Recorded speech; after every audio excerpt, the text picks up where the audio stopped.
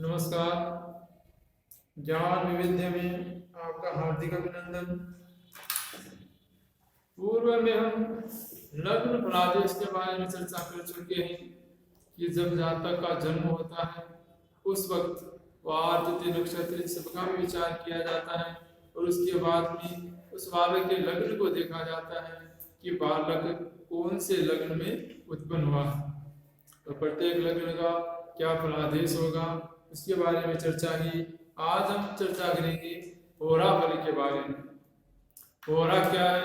एक राशि में 2 होरा होती है और एक राशि का मान 30 अंश होता है, यानी कि एक होरा 15 अंश की हो गई और दूसरी होरा 15 अंश की हो गई, यानी कि एक राशि को 2 भागों में डिवाइड करना। और उन होराओं का नाम है सूर्य और चंद्रमा, यानी कि एक होरा सूर्य की होगी तो फिर दूसरी होरा चंद्रमा की होगी, या पहली होरा यदि चंद्रमा की होगी तो दूसरी होरा सूर्य की होगी। लेकिन हम जाने कैसे कि पहली होरा किसकी होगी? तो इस विषय को जानने के लिए अपने को ये विचार करना है कि राशियों को ही 2 भागों में हम बांट लें। 6 राशियां सम में आ जाएगी और 6 राशियां विषम में आ जाएगी। 2, 4, 6, 8, 10, 12 जिस प्रकार से संख्या सम होती है, ठीक उसी प्रकार से यही राशियां सम हो जाएंगी। 1, 3, 5, 7, 9, 11 ये विषम राशियां हो जाएंगी। तो सम राशियों में 0 से 15 अंश तक पहली होरा चंद्रमा की होगी। इस बात को ध्यान रखना कि सम राशि चंद्रमा से प्रभावित पहले होती है और विषम राशि सूर्य से प्रभावित पहले होती है। इसी वजह से सम राशियों में 0 से 15 अंश तक पहली होरा चंद्रमा की होगी और 15 अंश से लेकर के 30 अंश तक दूसरी होरा सूर्य की होगी।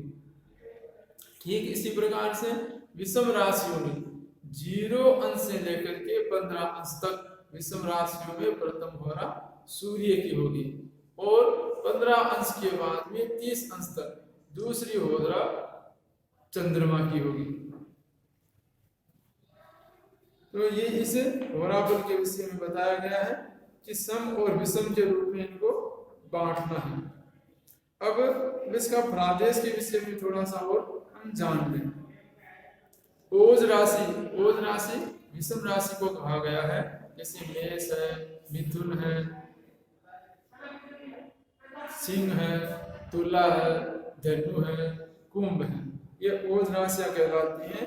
ओज राशियों में 0 से 15 अंश तक पहले सूर्य की होरा होगी।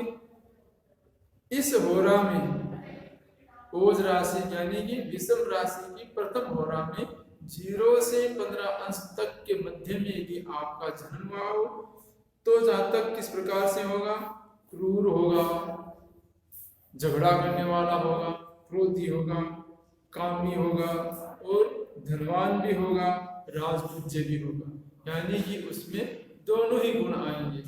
संपन्न भी होगा और वो कुछ इस तरह के अलग क्रूर आदि कर्म करने वाला भी होगा। इस प्रकार से योग उसका बनेगा और इस प्रकार का व्यक्ति राजा से सम्मानित भी हो सकता है, राज अधिकारी बन जाता है, सरकारी नौकरी आदि में उनके योग भी बन जाता है। फिर चंद्रमा की होरा, पहली होरा सूर्य की हो गई ओज राशि में, दूसरी होरा चंद्रमा की, यानी कि 15 अंश से लेकर के 30 अंश के बीच में विषम राशि में 15 से 30 अंश के बीच में यदि आपका जन्म हुआ है तो वो कहलाएगा कि आपकी चंद्रमा की होरा में जन्म हुआ है। तो चंद्रमा की होरा में किसी जातक का जन्म हो तो वो किस प्रकार से होगा? वाग्मी, यानी कि अच्छी वाणी बोलने वाला, दाता यानी कि लोगों के ऊपर दया करने वाला, दान और परोपकार करने वाला, सुंदर शरीर वाला व्यक्ति होगा, दयालु होगा। इस प्रकार से एक और भी उसमें आएगा, जार स्त्री शब्द आया है, यानी कि वो जार स्त्री होगा। जार स्त्री का अर्थ ये होता है कि वो स्त्री जाति के साथ व्यभिचार कर्म करने वाला होगा, बाकी उसमें सारे ही अच्छे गुण होंगे। यदि सम राशि में, ये तो हो गया विषम राशि में कोई जातक उत्पन्न हो तो दोनों होराओं का फलादेश है। यदि सम राशि में यदि कोई जातक उत्पन्न हो तो उस स्थिति में सूर्य और चंद्रमा की होरा का फलादेश क्या होगा उसको समझना है। सम राशि में आएगा वृक राशि, कर्क राशि, कन्या, वृश्चिक, मकर और मीन राशि, ये सम राशियां कहलाती हैं। सम राशि की होरा में 0 से 15 अंश तक प्रथम होरा में जन्म होगा तो वो चंद्रमा की होरा होगी।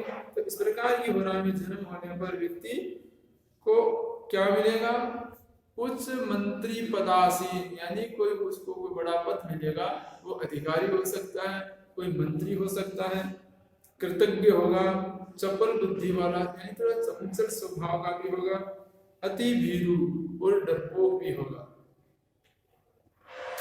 यदि चंद्रमा की होरा में जन्म हो, दूसरे चंद्रमा की होरा में यदि जन्म हो तो किस प्रकार से व्यक्ति होगा, प्रगल्भ वाक्य हो।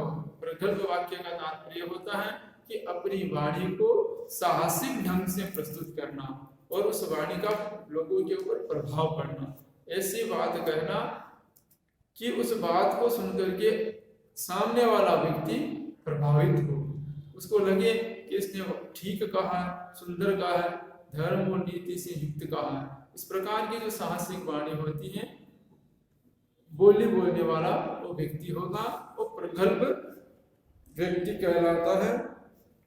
और आलसी भी होगा, चंद्रमा की दूसरी होरा में जन्म हो तो आलसी भी होगा और सती स्त्री में रत होगा। तो बाकी के अपने होरा में देखा व्यक्ति कोई कामी होता है, कोई जार स्त्री होता है, लेकिन यहाँ पर सती स्त्री में रमण करने वाला व्यक्ति होगा, यानी कि इस तरह के होरा में जिस व्यक्ति का जन्म हो उस व्यक्ति का अन्य किसी महिलाओं या लड़कियों औरतों के साथ कोई संबंध नहीं होता है, काफी अच्छा व्यक्ति होगा। अब लग्न जिस देश काल में हो उसका फल कहते हैं। देश काल के बारे में जानना चाहिए। जब हम कुंडली बनाते हैं तो लग्न निकालते हैं, लग्न का फलादेश भी अपन ने सीखा, और जन्म जब हुआ उस वक्त को कोई न कोई होरा तो रही होगी और जरूर होनी है।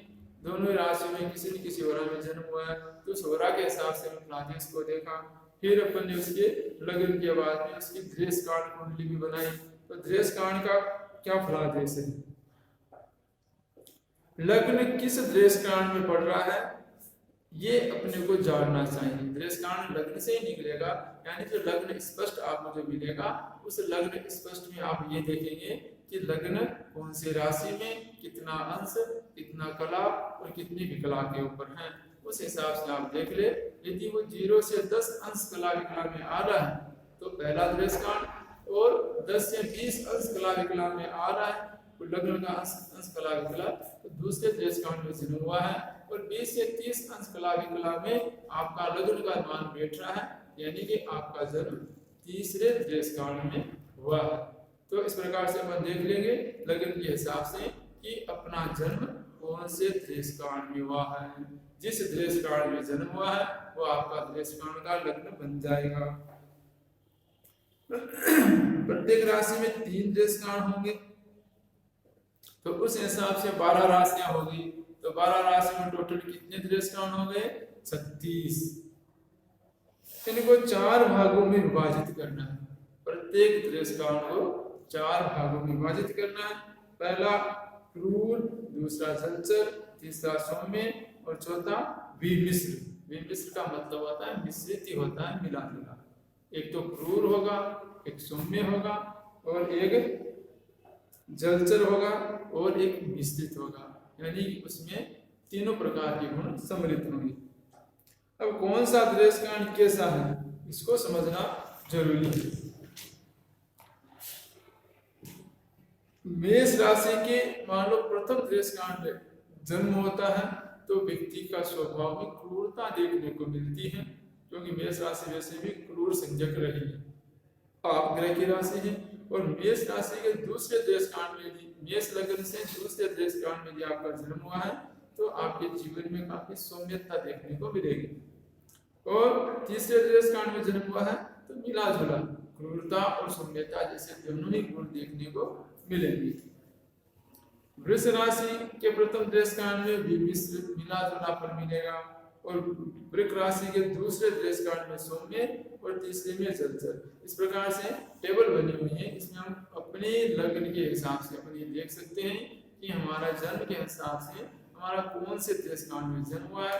जिस किसी देश कांड में जन्म हो उस हिसाब से आप अपना स्वभाव आदि के बारे में जान सकते हैं कि आपका स्वभाव सौम्य हो सकता है, क्रूर हो सकता है अथवा मिला जुला, दोनों ही गुण उसमें सम्मिलित हैं। अब देखिए क्रूर देश कांड में यदि जन्म हो तो व्यक्ति किस प्रकार से क्रूरता को अपन परिभाषित करेंगे कि भाई ये सब लक्षण क्रूरता के क्षेत्र में परिलक्षित होते हैं। दुष्ट बुद्धि वाला होगा, यदि आपका जन्म क्रूर देश कांड की संख्या में आ रहा है, यानी कि ऐसा व्यक्ति बुद्धि से दुष्ट बुद्धि का होगा, घूमने फिरने का काफी शौकीन होगा, आज यहाँ चला जाओ कल वहां चला जाओ, यात्रा करने वाला होगा और पाप क्रम में रत होगा।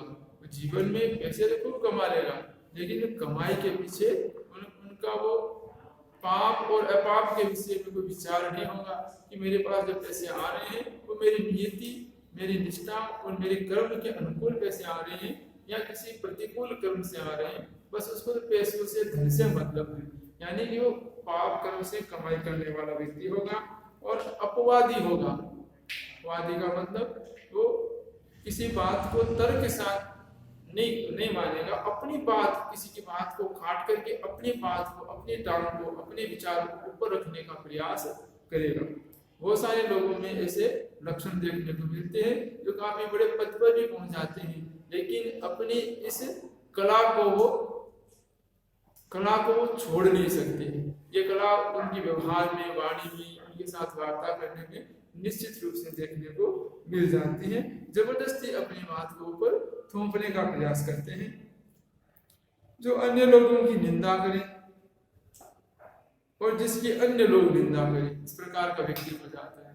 वैसे तो हो गए क्रूर में होने का मतलब इसमें गरीब नहीं बताया है कि वो व्यक्ति संपन्न होगा, अधिकारी होगा, कोई बड़ा पद मिलेगा, लेकिन उस क्रूरता में उसके साथ स्वभाव के अंदर ये सब चीजें देखने को मिल जाएगी। उसकी दूसरे लोग निंदा करेंगे, वो दूसरे लोगों की निंदा करेगा, यानी कि इतना कोई अच्छा नहीं है। यदि मेष लगन हो या अन्य कोई लगन हो देश कांड का, उसमें यदि जलचर में आपका जन्म का प्रादेश देखना हो तो किस प्रकार से होगा। जलचर में जन्म हो रहा है तो वो दाता होगा, यानी कि लेने में कब विश्वास रखेगा, लोगों को अपनी ओर से कुछ देने में विश्वास रखेगा और देगा नहीं और लेने में विश्वास नहीं रखता तो भी बहुत अच्छी बात है, ये अच्छे जीवन का परिचय है। और जलचर में दूसरी बात ये बताइए वो भोगी होगा, तो भोग भी कई प्रकार से होता है, जैसे पहले बताया था जार स्त्री, पराई औरतों के साथ संबंध रखने वाला, और दूसरे में चंद्रमा का दूसरे होना भी जन्म होता है, उसने बताया सती के साथ रमण करने वाला। तो दोनों वैसे जार स्त्री में आता है लेकिन ये जार स्त्री में नहीं आएगा। तो जार स्त्री का मतलब है कि वो दूसरी औरत को फंसा करके कुछ गलत काम करने वाला, यानी वो एक पापी हो गया। और सती स्त्री यानी अपनी स्त्री के साथ रमण करने वाला वो पापी नहीं, जार स्त्री नहीं होता है। तो इस प्रकार से भोगी शब्द का जलचर में दिया गया है कि भोगी होगा। फिर दयालु और कृषि और जल से उत्पन्न द्रव्यों के अंदर वो अपना कार्य क्रम करने वाला, व्यवसाय क्रम करने में रुचि रखने वाला होगा और धनवान होगा। और विशील का तात्पर्य है कि वो सुशील आदि ऐसे कई गुणों से वो संपन्न होगा, यानी कि क्रूर संजक देश कांड में जन्म होना अच्छी बात नहीं है। पैसा ये सब कुछ नहीं होता, वो तो स्वयं धन कमा करके अभी पाप का ही घड़ा भर रहा है। यदि आपका जन्म जलचर देश कांड के अंदर हो रहा है तो आपके पास रुपया, पैसा, धन, संपत्ति, भोग सारी चीजें मिलेगी लेकिन पाप से युक्त नहीं होगी, शील आदि गुणों से परिपूर्ण होगी। तीसरा देश कांड का जो हिस्सा है सौम्य, पहला हो गया क्रूर, दूसरा जलचर और तीसरा हो गया सौम्य।